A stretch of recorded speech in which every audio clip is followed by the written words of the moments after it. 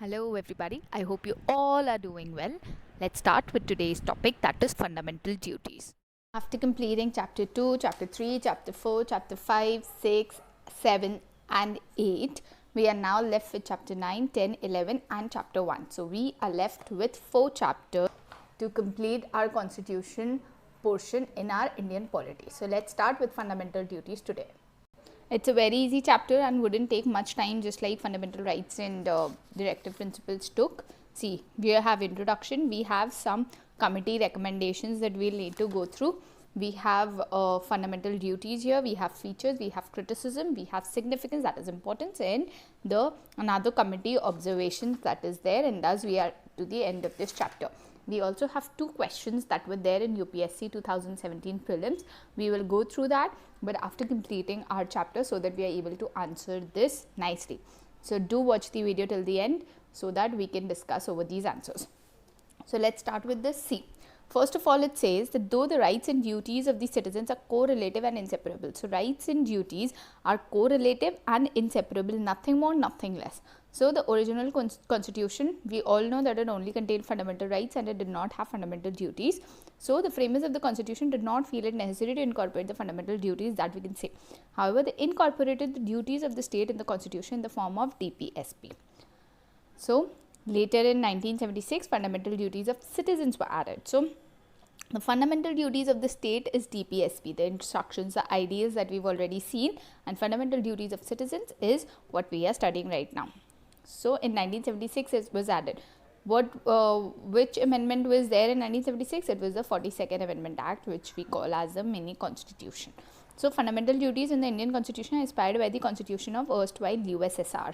And we also have some Japanese constitution here. Let's further look.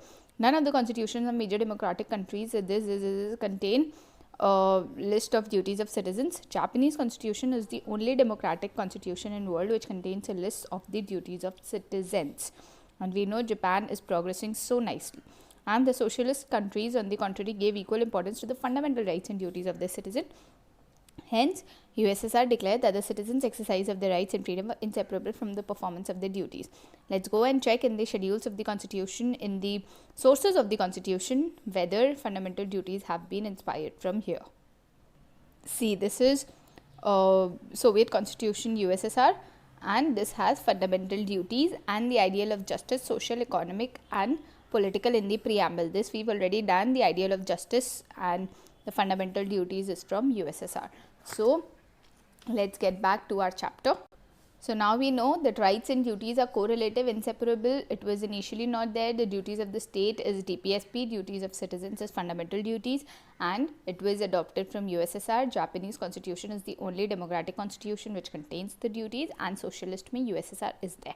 Now we come to Swaran Singh committee recommendations. What does it say? See, Congress party set up the Sardar Swaran Singh committee who made recommendations about the fundamental duties, its need, its necessity, which was felt, and then the committee recommended the inclusion of a separate chapter on fundamental duties, stressed that the citizens should become conscious and have certain duties to perform as well. Then Congress government at center accepted this, and then 42nd Constitutional Amendment Act 1976, as I said here, was introduced, and in this fundamental duties was kept up. And this amendment added a new part, namely part 4A. So, part 3 was fundamental rights, part 4 is DPSP. So, part 4A became our fundamental duties. This is there. Then article 51A was the code of 10 fundamental duties of the citizen. Though the Swaran Singh committee suggested the incorporation of 8 fundamental duties, the 42nd included 10. Also, certain recommendations of the committee were not accepted. So, basically they recommended 8 fundamental duties. Congress has added 10, and in this 10 also not all 8 have been accepted. The recommendations of all 8 have not been accepted. So, these include Parliament may provide for the imposition of such penalty or punishment as may be considered appropriate for any compliance with or refusal to observe any of the duties. So, these were the recommendations that were given by the Swaran Singh, but it wasn't accepted and it was not incorporated. Then, no law imposing such penalty or punishment shall be called in question in any court on the ground of infringement of any of the fundamental rights, and duty to pay taxes should also be a fundamental duty of the citizen. So, these were not included.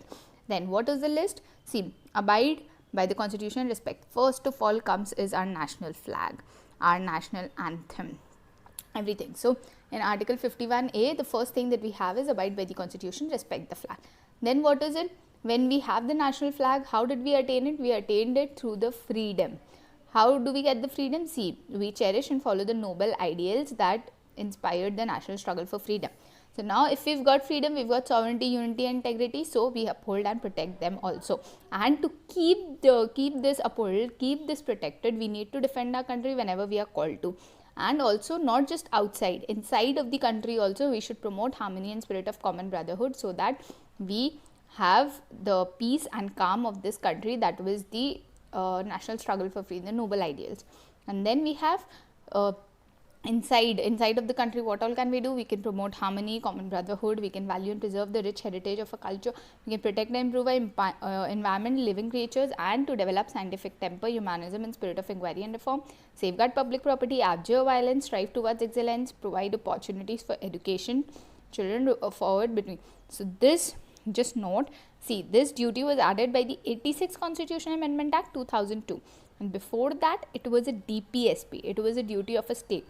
When the state completed its duty, state gave the citizens the duty that parents should provide opportunities for education to their child or ward between the age of 6 and 14 years.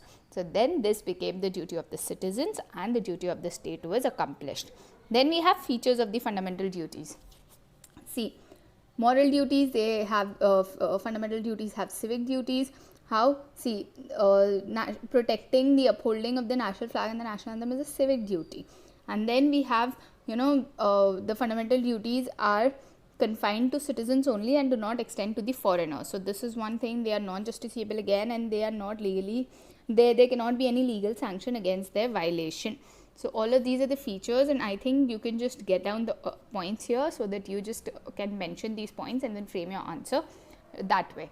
Then you have criticism. See, list of duties is not exhaustive, as it does not cover any important duties like casting vote, paying taxes as recommended by the Swearing Committee. So it is not exhaustive. Then duties are vague, ambiguous, difficult to be understood by the common man. For example, different interpretation. Yeah, noble ideals, you can have a noble ideal of another point and I can have another point. And then they have been described by the critics as a code of moral precepts due to their non-justiciable character. This is the same criticism that DPSP also has. Their inclusion in the constitution was described by the critics as superfluous. This is because the duties included in the constitution as fundamental would be performed by the people even though they were not incorporated in the constitution. So these are something, you would only promote harmony, you would uphold and protect your sovereignty, unity and integrity of India. So these were something, they did not have to be incorporated, you would have actually abide by it. And they said that the inclusion of fundamental duties as an appendage to part 4 has reduced their value. They should have been added in after part 3 so as to keep them on par with fundamental rights. Then you have significance. See, they serve as a reminder, they make people conscious of the duties, the warning against the anti-national and anti-national social activities can be seen, and then they serve as a source of inspiration, sense of discipline, citizens are active participants. Then they are enforceable by law, not justiciable but enforceable. Hence, Parliament can provide for the imposition of appropriate penalty or punishment for failure to fulfill any of them. Then, H.R. Gokhale, the then law minister, gave the following reason for incorporating the fundamental duties in the constitution after 26 years of its inauguration. And this is the reason here that he said. And after this we have Verma Committee observations. See, the Verma Committee on Fundamental Duties identified the existence of legal provisions. They are mentioned below. The Prevention of Insults to National Honour Act prevents disrespect to the Constitution of India. Perfect. So they identify the existence of the legal provision. There are laws which now are into the points which are there in the fundamental duties. Now there are laws already existing here. So this was one point. Another is various criminal laws and force provide for punishments for encouraging enmity. Yes, definitely, these are all there. Then we also have Protection of Civil Rights Act provides for punishment for offences related to caste and religion. IPC is there. Unlawful Activities Prevention Act is there. Representation of People Act is there.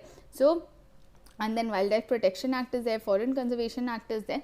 So basically, the Verma Committee observations want to say, the Verma Committee wanted to say that all of these, they observed that the laws are already prevailing over the points which are now added in the fundamental duties. This is it with the chapter. We saw its significance, we saw its criticism, we saw its features, we saw what exactly are the fundamental duties, and we saw the Swaran Singh committee recommendations, what all were adopted and what was not adopted.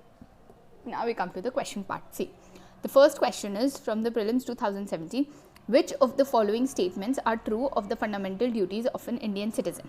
A legislative process has been provided to enforce these duties, and these are correlative to the legal duties. See, there have been no legislative process provided to enforce these duties. They are non-justiciable but enforceable only by the parliament, so no legislative process. So this is wrong. And then they are correlative to legal duties. No, there is no such legal duties that is there. It's just duties. Citizens want to follow, they can. If they don't follow, Parliament can put on imposition of penalties, but there is no such procedure for it. There is no such legality for it. So the answer is neither 1 nor 2. Then we have another question. See, this is a very simple question, very straightforward question, and we'll feel, oh my god, we studied the whole chapter and this was here in the first line. See, in the context of India, which one is the correct relationship between rights and duties? Rights are correlative with duties. Rights are personal and independent of society of duties. Rights, not duties, are important for advancement of personality of citizen. Duties, not rights, are important for stability of state. See, if you don't know the answer, what can you do when you are giving the exam? See, first of all, duties, not rights, are important for stability of state. If this would have been an answer, then our forefathers would have mentioned duties instead of mentioning rights. So this cannot be an answer. Second, rights, not duties, are important for advancement of personality of citizen. If this would have been the answer, then there wouldn't have been Article 51, there wouldn't have been Part 4A of the Constitution for the duties, because if rights are only important, why are the duties here? So this cannot be there. Now we are left with 2. Rights are personal and independent of society and duties. Are rights personal? Are rights independent of society? Is Article 17, 18, the prohibition of untouchability, the detention, Article 22, Article 21, right to life and personal liberty. So not all rights are personal and independent of society. There are things that you actually have to see because you have other people around. Article 14, Article 15, everything includes the whole of society. So this cannot be an answer. So this is the direct answer. Rights are correlative with duties. And what do we do when we actually want to learn it theoretically? See, it is right here in the first line. Rights and duties of the citizens are correlative and inseparable. So this is the answer in the prelims paper 2017 question. The question was there and A is the answer. So we've completed these 2 questions and we have completed this chapter. This is it from the fundamental duties.